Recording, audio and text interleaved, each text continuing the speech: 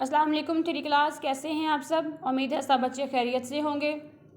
दुआ भी है कि अल्लाह पाक आप सबको अपनी अमान में रखे।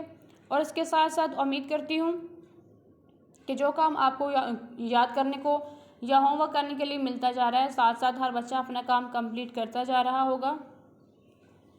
तो बेटे हम नेक्स्ट देखते हैं। हमारा सिलेबस जो है मई का वो कवर हो चुका है। अब हम थोड़ा पीछे से रिवीजन करते हैं अप्रैल के सिलेबस की। कुरान मजीद सबक है हमारा, पेज नंबर है हमारा 16। पहले हम तारुफ देखते हैं कुरान मजीद असल में है क्या। वैसे तो हम सब जानते हैं कि कुरान मजीद जो है वह अल्लाह ताला की आखिरी आसमानी किताब है। अल्लाह ताला ने जो अपने नबियों पर 4 आसमानी किताबें नाज़िल की थी, हर नबी पर एक एक किताब जो नाज़िल की थी, उनमें से कुरान मजीद जो है वो सबसे आखिर में नाज़िल हुई और नबी करीम सल्लल्लाहु अलैहि वसल्लम पर नाज़िल हुई थी। तो पहले हम देखते हैं पहली लाइन पे क्या है। कुरान मजीद ता क़यामत रहने वाली किताब है, इसकी हिफाजत का ज़िम्मा खुद अल्लाह ताला ने लिया है। कुरान मजीद जो है ये कभी भी ख़त्म नहीं हो सकती, ना इसमें कोई चेंजिंग हो सकती है, क्योंकि इसका ज़िम्मा अल्लाह ताला खुद कर रहा है।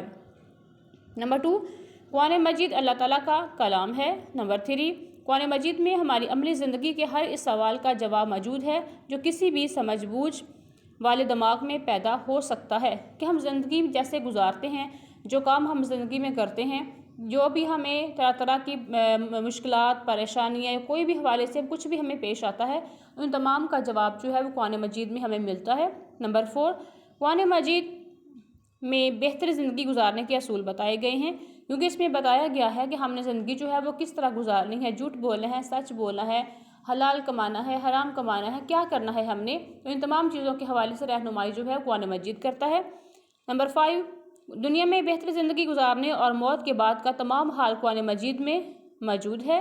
नंबर 6, हज़रत मोहम्मद सल्लल्लाहु अलैहि वसल्लम के वसाल के बाद, मतलब इस दुनिया से चले जाने के बाद, कुरान पाक को एक मुकम्मल किताब की शक्ल दी गई।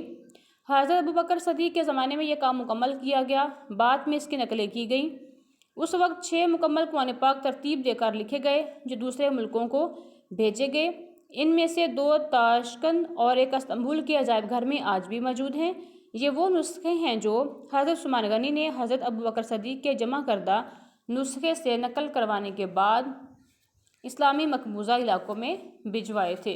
तो पेज नंबर 16 की ही हम रीडिंग करेंगे और साथ हम थोड़े पेज नंबर 18 पे क्वेश्चन देखेंगे। जो क्विज़ मुकाबला हमने एक क्लास में इसका टेस्ट भी लिया था कि कुरान में बिस्मिल्लाह कितनी बार आई है, 113 बार। इसका आंसर हम यहाँ पे लिख देंगे। फिर कुरान में कुल कितनी सूरतें हैं, 114, 114।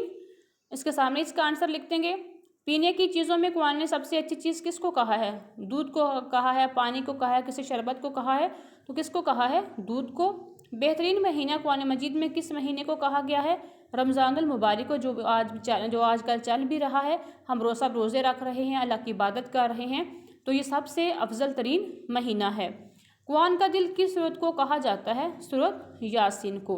तो इन क्वेश्चन को आपने अच्छे तरीके से फिर से रिवाइज कर लेना है,